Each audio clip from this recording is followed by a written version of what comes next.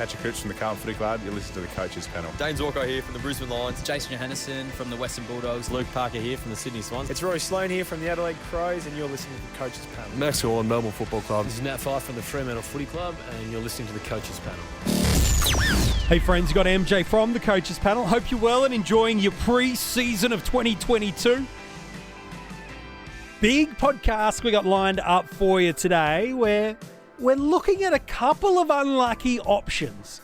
10 players that didn't make the 50 most relevant right throughout January and big chunks of February. There were the daily articles at coachespanel.tv. There was the daily podcasts that you're getting right at the same platform you're hosting this episode right now, where we looked at who I thought were the most relevant players at the time in fantasy footy. Now, a little bit has changed, and there are a few guys that through December, as I built the list, and even as the preseason information has started to drop through, could count themselves as unlucky to not make the 50. Joining me to talk through these 10 players, I've got Kane. Hello, buddy. How are you? Very well, MJ. Yes, it's a big task, and it's one I'm sure that if you redid it today, it would be very, very different. It's just the nature of the list, isn't it? I think that's it, ultimately, when we build the list. And there is some fluid nature to some movements that do come in and throughout the preseason.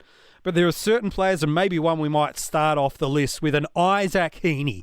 He's unlucky not to have made the 50 most relevant. We know historically he's got multiple seasons of 90-plus averages from 27 to 2019, sorry. His averages in AFL Fantasy and Dream Team were 92, 90, 89, while in SuperCoach, 97, 97, 94.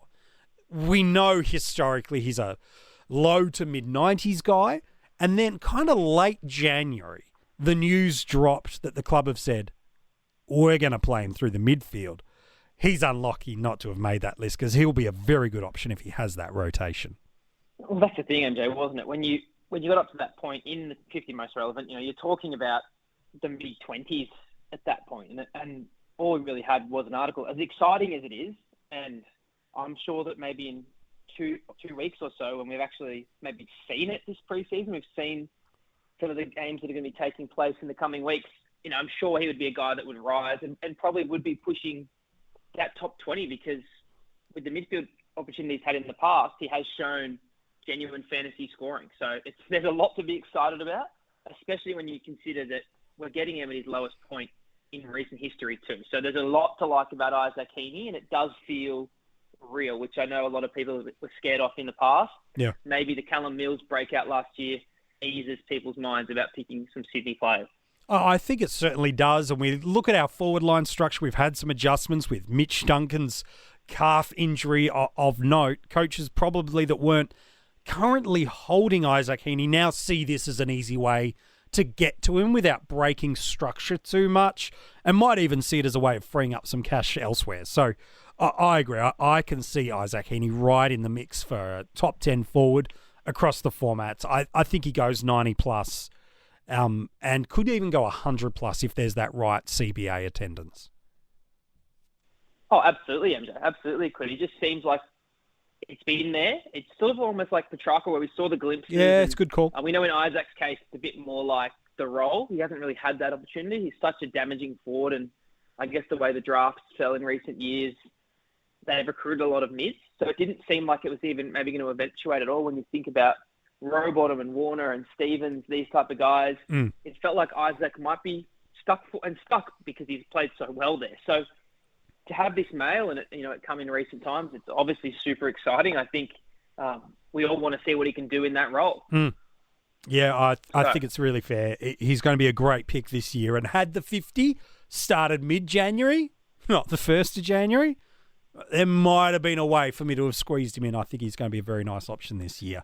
Another player unlucky to miss the 50 most relevant, I reckon, Carlton's captain, Patrick Cripps. Twofold, I suppose, for us, came for why he's missed. Number one, Sam Walsh now out for the first 4 to 6 weeks of the season, and we hope not, but potentially even longer. We know syndesmosis injuries can be quite tricky to come back from.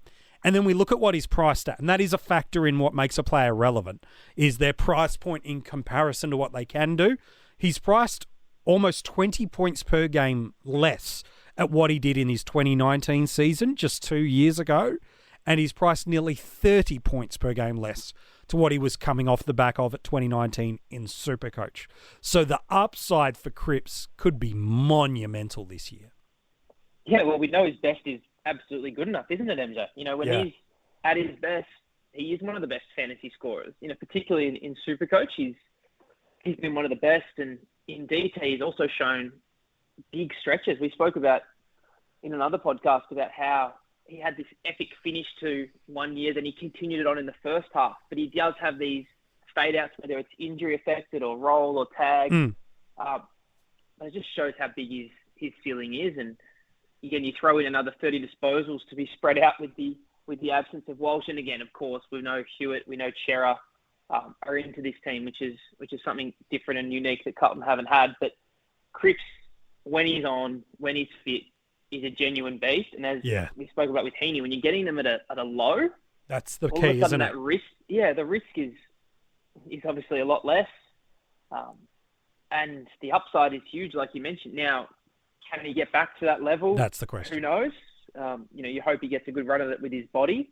Everyone sort of made those jokes, didn't they, that Cripps has been carrying Carlton for years, and unfortunately it did take a load on him. So we really hope that he's fit and firing, because he's a beautiful player to watch, and also he is a fantasy player. I think we've sort of forgotten a bit about that in recent times. But even last year, he did have those stretches, didn't he? There were when he multiple showed, weeks. The tackling numbers were up, and I think it's still there. It's just how much is maybe why he'd be a guy that, with this news, maybe he'd sneak into the 40s, the high 40s, I think. Yeah. But it sure is nice looking at those previous numbers, MJ, isn't it, and envisaging a Patrick Cripps back at that level. If you jump on a Patrick Cripps, because at that price point, he's around about the same range as a Caleb Sarong across the formats. And so historically, he's a 115 plus guy safely in SuperCoach and a 105 to 110 guy in DT and AF. If he goes at that range for the first 4 to 6 weeks before Sam Walsh comes back, he can become a really viable stepping stone for you with so many trades available to us now across the formats. He doesn't have to be the premium breakout guy that you hold for the year at that range. Instead, he can become your avenue if you're going against a Tuke Miller or a Tom Mitchell early. He's the way to get there quickly and have the points on field too. Yeah, absolutely. Again, you got to time your run perfectly with that. Yep. I think you're hoping for, honestly, if you're going to do a move like that, you're hoping for old Cripps, which is a guy that can go, again, in the back half of 2018, he went 120 post-buy, and then he continued on at the start of 2019, going 115 for the first 8 weeks. I think that's the dream scenario you're asking for. You basically want 8 weeks. You want the clock back, Cripps. don't you? Yeah. You want 125 SuperCoach. It's quick cash. It's quick points. And you have to jettison. I think that's why it can be a bit awkward, because do you really want to be doing that at that price range? I know we've got extra trades. I think ideally, obviously, you pick him. He gets back to a 105, 110 guy in DT and a 115, 120 type of guy in SuperCoach. That's what you're hoping for. You're hoping for a full-on revival. I'd be wary of the stepping stone, but hey, with that opportunity, maybe you can time your run and pull off a bit of a cash and points maneuver. Yeah, and I think that's what coaches must be hoping for. So it's fascinating to see what he does. Another unlucky option, Cam Rayner, the former number 1 pick, mid-forward. Never has averaged 60 or above in Dream Team and Fantasy. Had one kind of emerging season in 2020 where he averaged 73, but I think what's got coaches frothing a little bit over him is twofold. Kane, I'm keen on your take here. The mid-forward status is obviously a key element. How much he's being desired to get into that midfield. And we saw that even before the ACL 12 months ago, where Chris Fagan was wanting to get this dynamic component of Rayner into the midfield. He'd worked the tank a little bit, then the knee hit. So I think that's a core element, is that desire to get him through the midfield, add something different to the mix. Then the second, which is ultimately the key element while we're looking at him, his price point in contrast to what his scoring capacity might be.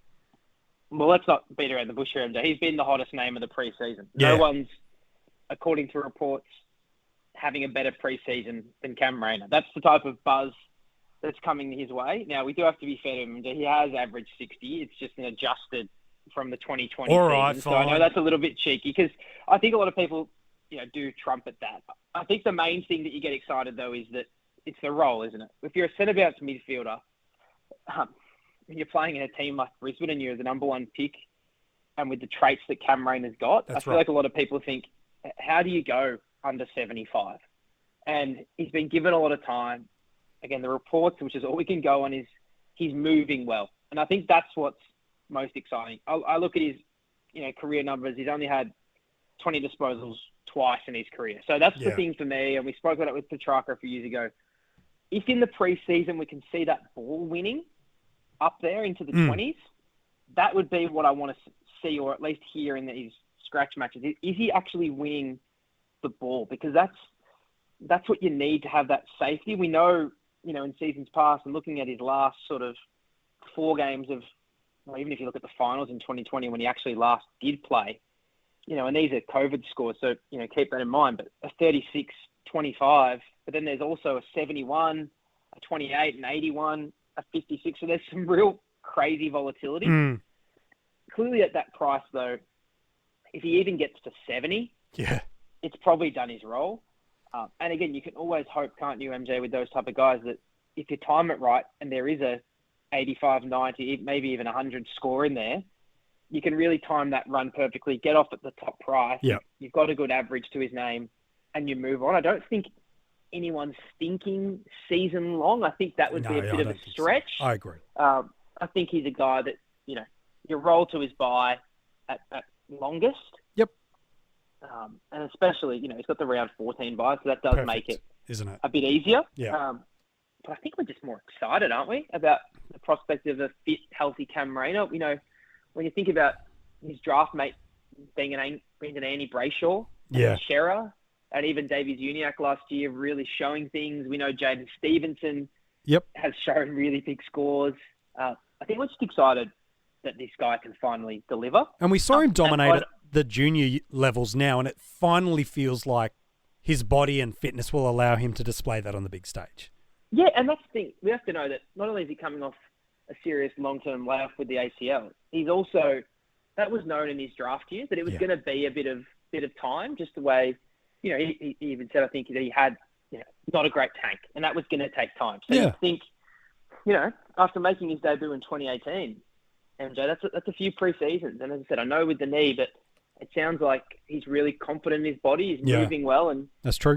If he's been rewarded with that type of inside mid-roll, and hearing the stuff and reading the stuff that came out very recently about potentially pushing a Neil and a Lions more forward, I think that speaks volumes for the preparation that a guy like Cam Rayner's put in to deserve that role and maybe force those guys to do other things. Yeah, no, I think it's a really fair shout. He's very unlucky not to have made the 50 most relevant. And remember what you're paying for him. It's under 300K in SuperCoach, just under 400K in AFL Fantasy, and around about 320 in Dream Team. So if you're looking for that M5 kind of guy that's not quite a cash cow, but also not quite that middle stepping stone range, he feels like that nice in-between space. And with that buy round, I think he's that perfect option. I'd be watching his preseason games, watching what this CBA split is like, what's the trend. But again, I think he's a brilliant option for us and very unlucky not to make the 50 most relevant. One thing that doesn't happen very often through the 50 most relevant, and I think there's only 2 players that have broken this trend over the numerous years that we've done it, is players that have been recently drafted into the AFL system as draftees in their 18th year of living, getting straight into the 50 most relevant, because there's so many unknowns. Outside of Matt Rowell and Sam Walsh, I haven't put any first-year brand new draftees. We've put guys like a Tim Kelly or I think even a Michael Gibbons might have even made it 1 year in the 50 most relevant to show you how long we've been doing this, because they're proven and established sort of options, whereas these first-year guys generally don't make it. Elijah Hollands did this year, but again, he's 12 months into his AFL career, being in an elite system, albeit coming off an injury. We're talking about 2 guys. Let's put them side by side to really make it fair. Nick Dacos and Jason Horne-Francis. Both, let's be honest, unlucky not to make it. Let's talk about Nick for a second. Here's his scores in SuperCoach from his 5 NAB League games last year. 177, 166, 145, 169 and 138. Not bad. His AFL fantasy numbers, they're just as good, but he's averaging 136 over those games and going at 35.8 disposals per game.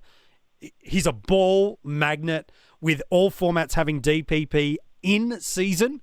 The role and the talk out of the club is he's going to play a split midfield and halfback role, which means probably, Kane, by round 6, we get this really great best 22 guy now available in our backlines. Yeah, well, it's exactly right, MJ. And his numbers are comparable, maybe even better in some cases than what Rao and Walsh are doing. I think, honestly, the thing with these guys is, especially those guys, their top-end price tag. I think, when you mentioned Elijah Hollands, that year... Basement price, yeah. Removed, it does put in basement price. You had DPP from the jump.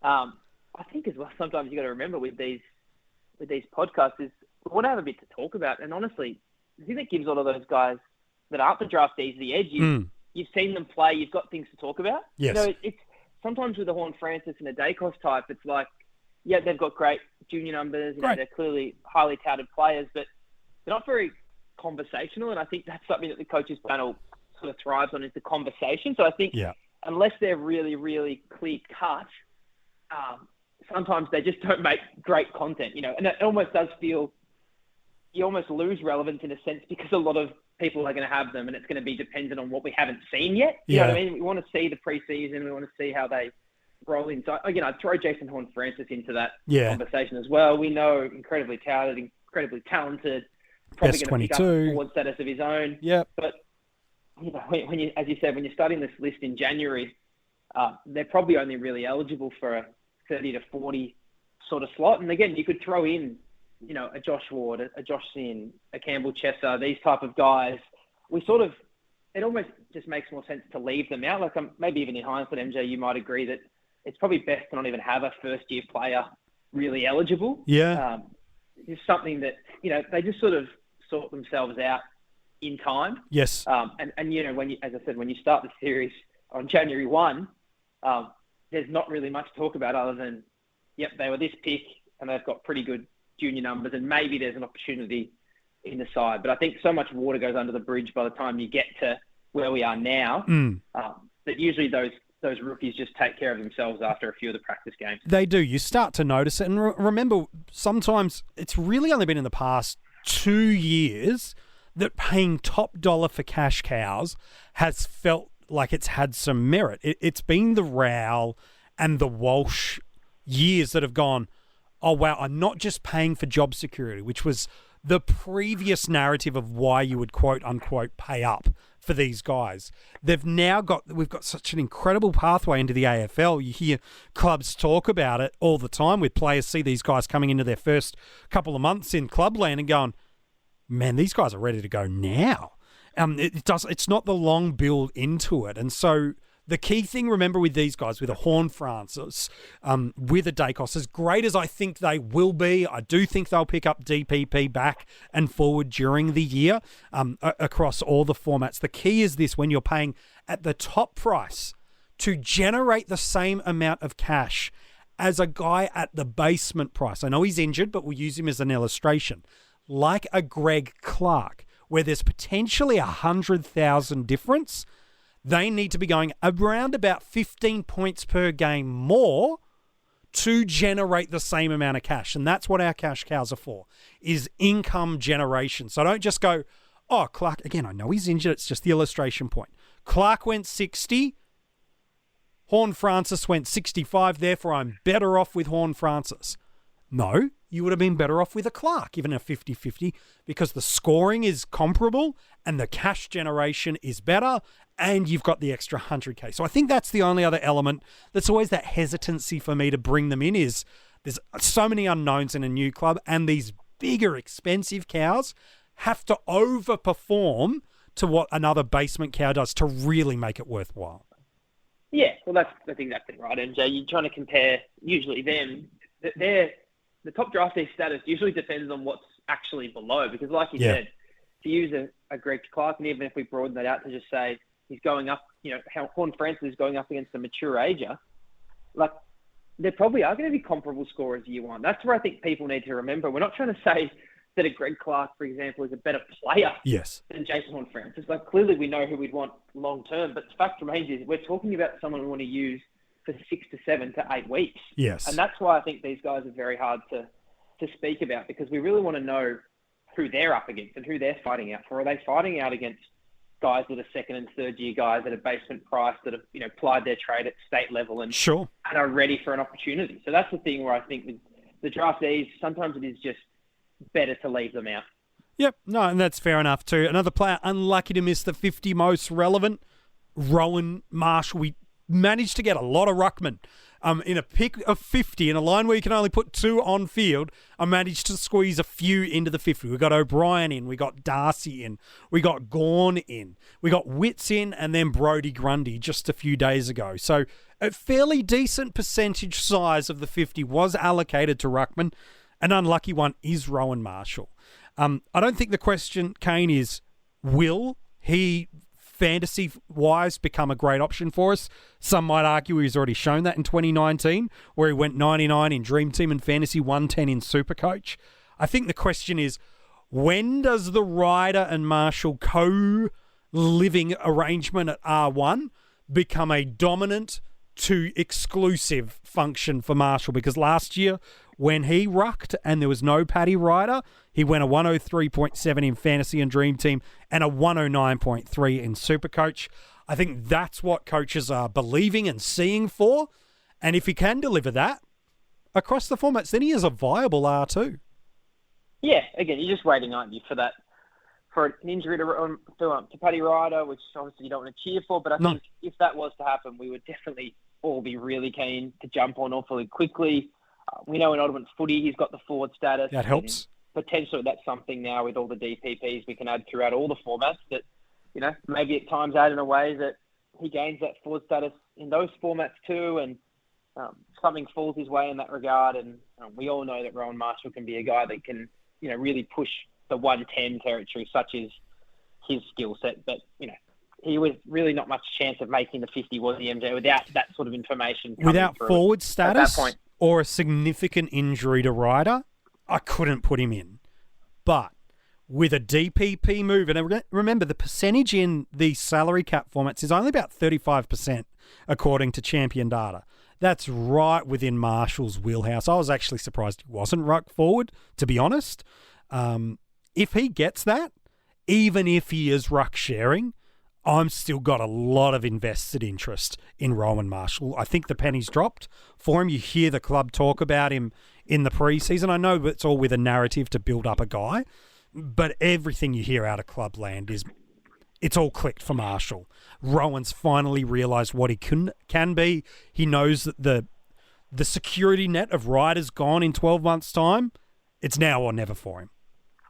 Oh, it sounds like he's fit as well. I think that's the main thing too, isn't it? When you've got a plantar fasciitis injury, it's one that can really nag, and he was in and out of the team, and he was, not at his very best. So I think that's the most encouraging thing is if he's fit, he's already going to be a better player, but we all know he goes to that next level when he's the solo ruck. But Ryder's still putting in some great stints, and honestly, he's still better centre bounce ruckman than Marshall. That's why he's so important in the team. So definitely not going to be too far from the 50 in years to come. No, he's going to be around there for a really long period of time. All right, that's 6 players down.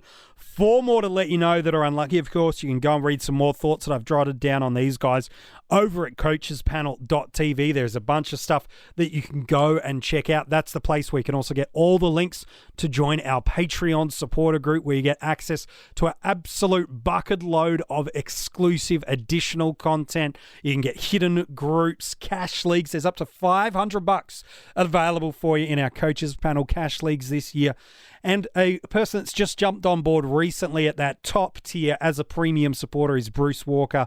Well done to you, Bruce. Thank you for your support as a Patreon member in 2022. Who's another player unlucky? Great question. Let me tell you. Jai Simpkin. He was a popular one in 2020 as a forward where he had his breakout year. But this is what he scored from round 13 onwards across the formats. In AFL Fantasy and Dream Team, 126, 108, 110, 99, 118, 96, 125, 106, 114, 49, and 101. Yeah, one score under 96. It's not a great game. Tagged out of it. Not a bad game. Here's what he did in SuperCoach from that point on. Round 13 in SuperCoach. 128, 136, 122, 73, 124, 99, 99, 104, 107, 71, and 87. He's not quite at the territory yet, is he, Kane, of being the next big thing in fantasy footy as a premium midfielder? But the ingredients are all there. The ceiling is there just a few games before that. He had a 38-possession game against the Hawks and went 142 in Dream Team and Fantasy, 164 in SuperCoach. We saw that breakout 2020. It feels like everything's all there. It's just got to gel for a season for him to go 110, 115. Yeah, he's a bit of a tweener, unfortunately, MJ, for where he sits in the list. He's not quite cheap enough to be in the category of, a Matt Crouch maybe, or a Caleb Sarong, those type of guys. And, he's priced around guys like Lachie Neale, who have obviously proven it, year on year, whereas obviously Jai, we're forecasting he can reach that level. And then, then again, you go to the real big dogs, your Steeles, your McRae's, your Millers. Totally. All those type of guys. So how many mids can you fit in? I think there's going to be some people that are really big on him. Yep. I think he is the number one midfielder at the club. I love his mix of inside and outside. I think he's, you've got to remember, he started as a small forward and was a really dangerous one. That's he right. still possesses that evasiveness and, but also he's added this physicality too, which is really impressive to mine and something that's very unique to that team. So I love him. I think the run home's a better indication of where he's going to be going forward clearly. Yeah, about that 105 range, yep. Yeah, I think that's probably where are you maybe a bit greedy to ask so much more than that? I think that's why it gets hard to put on a list like 50 most relevant, because while 10 points of upside from there's really, really good, might not be enough. It might not be enough. So especially like you said, you can get guys comparable at a cheaper price point.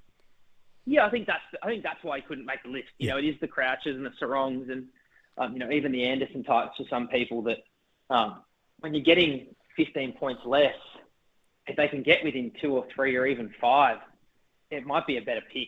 So that's the thing. Again, I absolutely love him. Think he's a guy that's a bit slept on in draft leagues. And I think the next 2-3 years, you're going to get some really good returns. Yeah, I'm a big fan of him, but couldn't squeeze him in without it really coming across as confirmation bias for me. So I just couldn't go there from that perspective, but absolutely a really solid option.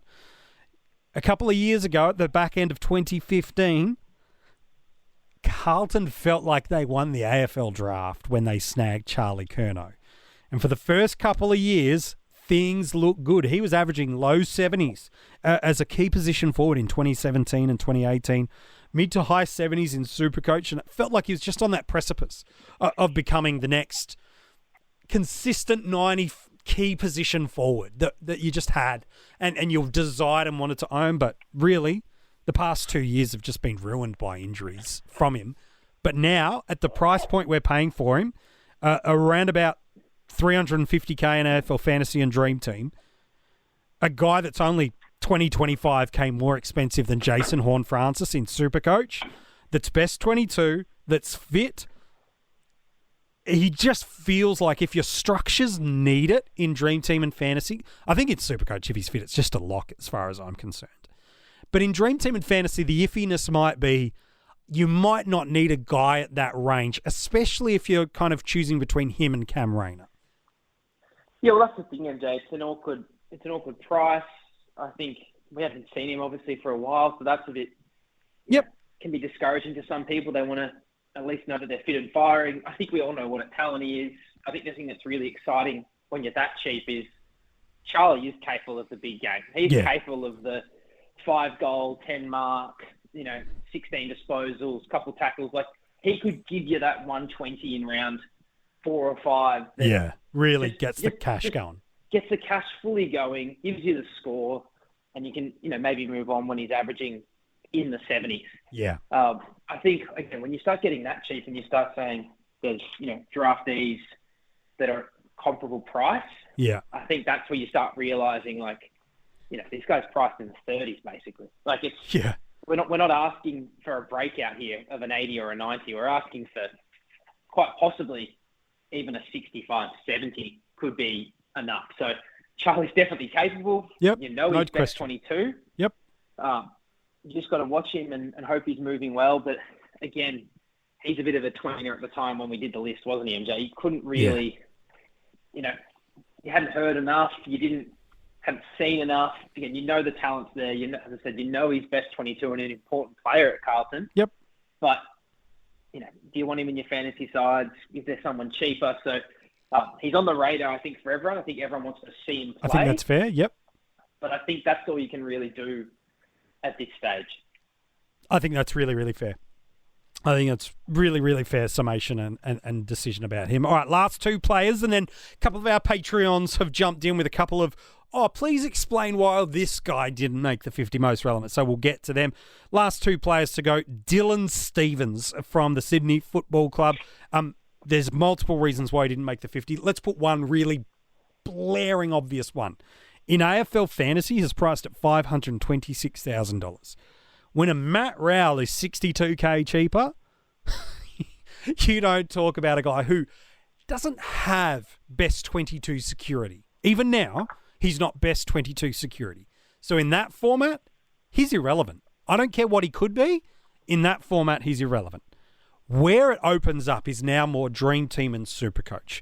In SuperCoach, he's priced at $167,800, about $120,000 more on top of that in Dream Team.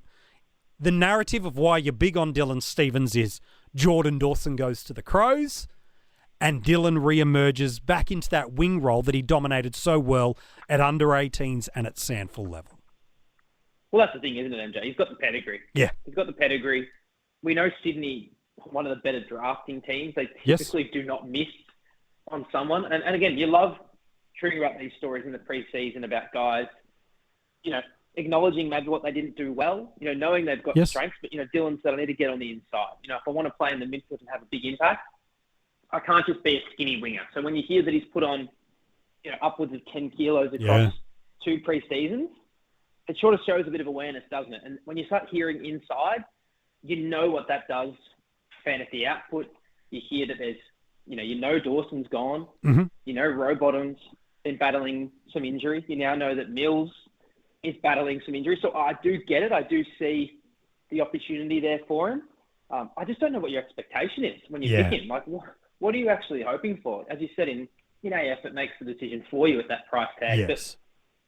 But, in SuperCoach, it's awfully tempting. But again, it probably depends more on what's happening around him. What other options? What are the cows doing? And I just don't know what I'm hoping for. I don't really have a read on what I expect he can do or be. Like I believe that he could certainly pop a score. He could definitely pop a ton. That's well within his skill set, and he's playing in a great team. So I have confidence in that sense. But beyond that, I don't really know what I'm asking for him, which makes it really hard to pick. I just don't know what my expectation for Dylan is. Again, highly touted, has a lot of traits, has a lot of good guys around him, and seems to have some extra opportunity with some players injured and leaving. But I just can't even with any confidence sort of pigeonhole him in a range of scoring. And if you can't make that assessment about a player, it's impossible to pick them, in my opinion, because you don't even know what you're hoping for. If you've got the price tag, you know what they're priced at.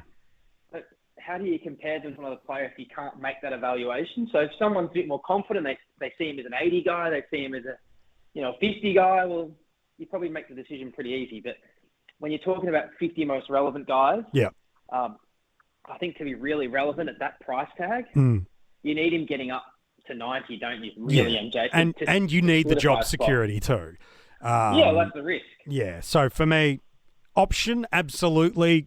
Keen to keep a watch on him in the community series. In AF, just jog on and don't think about it.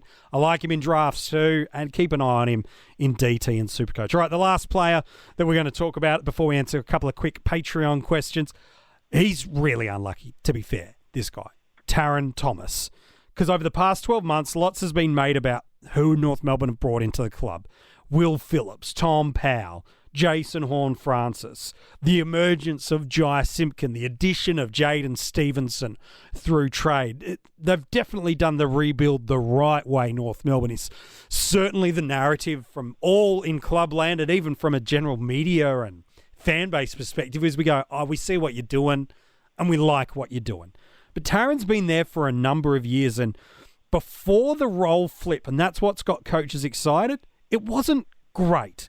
He was averaging 32% centre bounce attendances between round 1 and 9, 15 possessions, and an AFL Fantasy and Dream Team score of 66, and averaging 68 in SuperCoach. Then from round 10 onwards, everything changes. His CBAs go up to 49%, so a pretty drastic increase of 17% over this stretch of games, while his possessions up 5 per game, up to 20, and in AFL Fantasy, he averaged 92.5, and in SuperCoach, 96.7.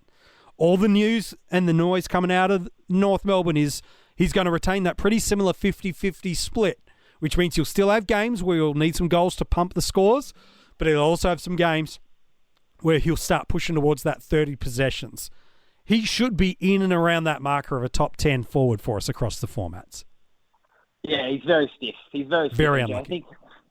I think with the news we've got now and the players that we'd have to drop from the 50, for example, a Walsh would have to fall out. And Mitch Duncan would have to. Aaron Hall potentially. He'd be in the 50. Him and Isaac Heaney, I think the guys I've spoken about would comfortably be in. Yeah. And it's interesting, isn't it? Because I think it's a guy that was in a lot of waiver pools in keeper leagues, was not really touched. 12 months ago. Never really shown fantasy numbers. No, not even as a junior. Stuff, but clearly super talented. And it's sometimes hard to get a read on these academy guys because, a lot of clubs don't really need to put the same level of time into them. They know they're going somewhere, Yeah, and their recruiters know, and, they obviously know they're extremely talented at the other clubs, but they're not really going to get a chance at getting them. Mm-hmm.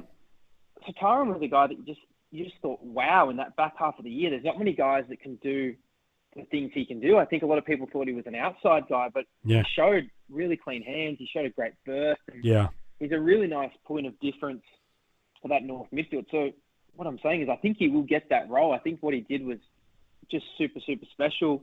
Now, there's one thing to do it in the back half of a season, isn't it, MJ? There's another thing to do it for 22 weeks. Yes. And I think that's going to be his challenge as he enters his 4th year, which, is the type of year when you can really establish yourself. Because he's on people's radars now, isn't he? Yeah. Whether it's opposition or fantasy or just, footy people, they know the name. I think they knew he was highly touted and he was an academy kid out of Tassie and all this sort of stuff. And it was a good story. But he's impacting on games now. He is the type of guy that, probably along with Zerha, is their X factors. Those guys that can kick 3 in a minute, can do things that not a lot of other guys can do. Yes. Now, can he do it for 22? That's the thing that I keep coming back to. And I say it in a sense of not just him, but is there a tension? Is there a few things that happen that stop him doing that?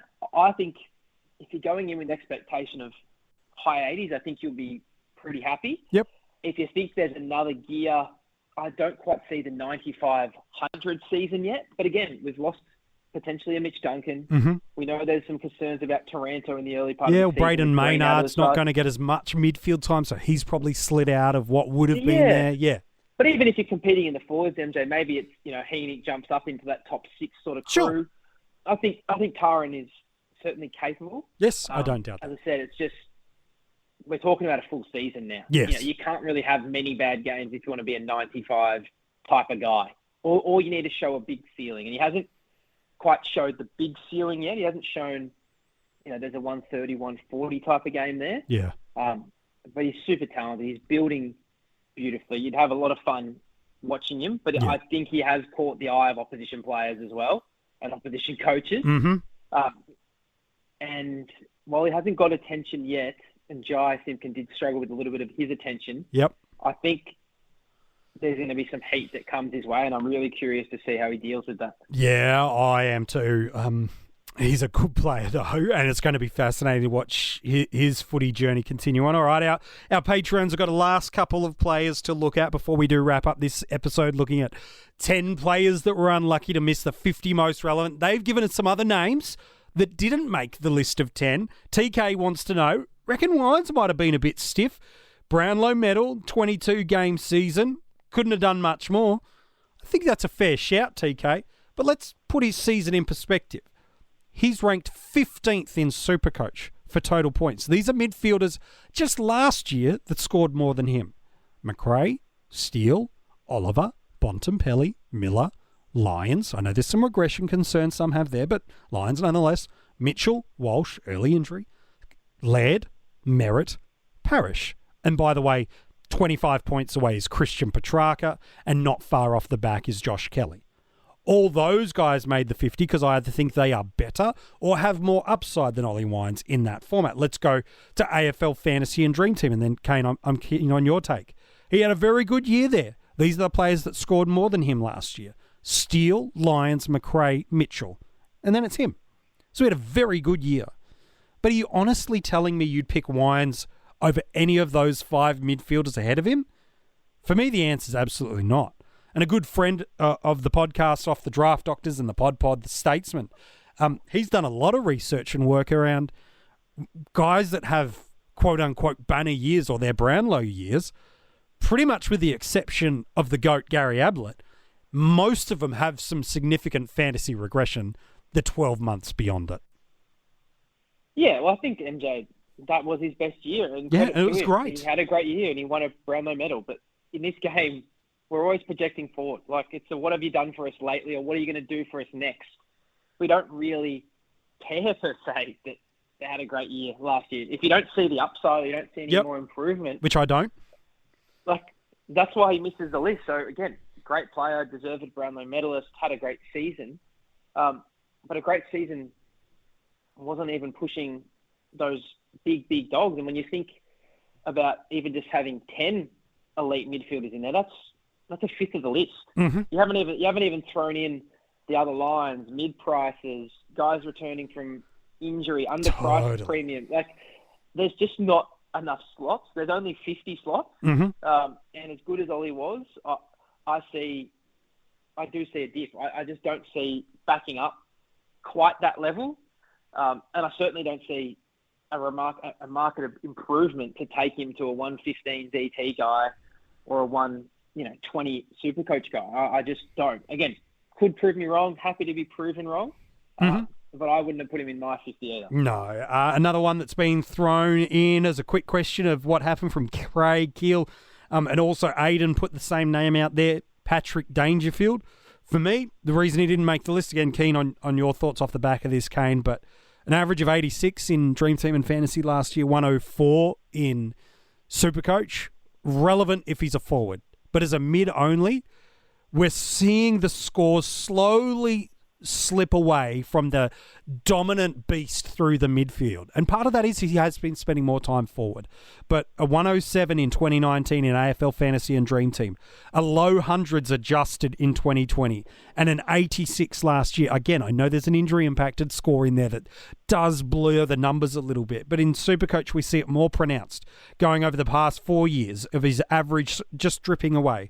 121, 115, 113, 104. He's more a SuperCoach guy and always has been, beyond his first 2 years at Geelong where everything went through Danger. He would need to go back to being a 105 midfielder in DT and Fantasy and a 115 guy plus in SuperCoach, or pick up forward status in the year. But for me, I just think there's guys with greater upside at the similar price point, so I can't go there. As great as a person and a player as he is. Yeah, I think you're exactly right, MJ. I think there's a chance, obviously, he could get the forward status. That would be great. Yes. Maybe that opens him up, at some point in the season once you've seen that. No doubt. Because I think he can still be a 110 SuperCoach guy. I don't think that's beyond him, no. Crazy. But again, that's not enough. A 5-point bump is not enough unless it's a in-season trade and you get him going at 120 for a stretch. Yeah, but also maybe if it's an upgrade guy and you get him priced around that and he's going 110 for a forward, if he picks up that forward status. Yeah. But it's too many ifs and buts, isn't it? Yeah, it's a lot of ifs. Yeah. So again, there's only 50 names.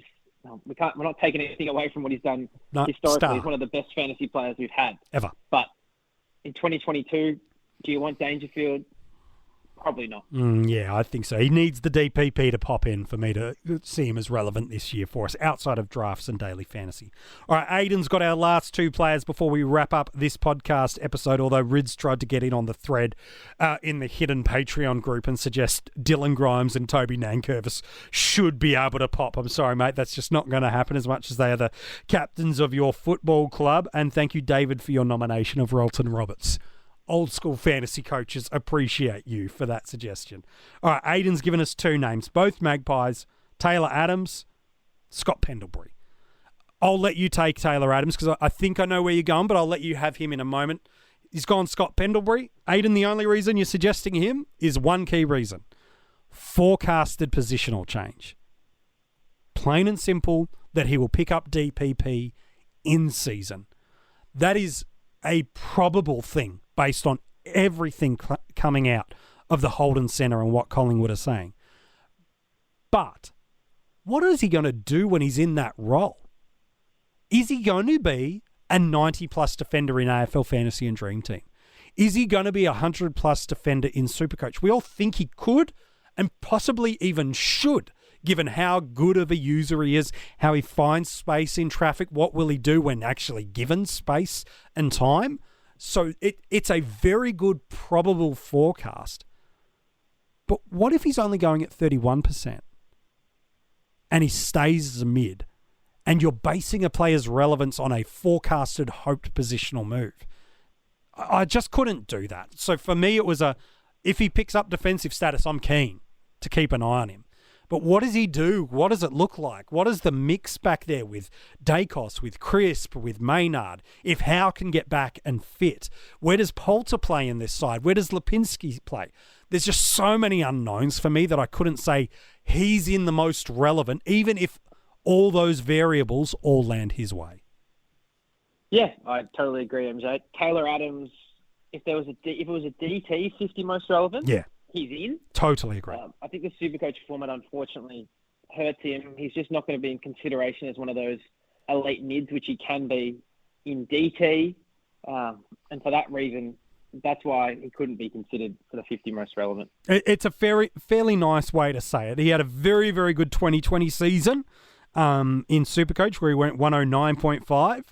Last year was okay, a 95.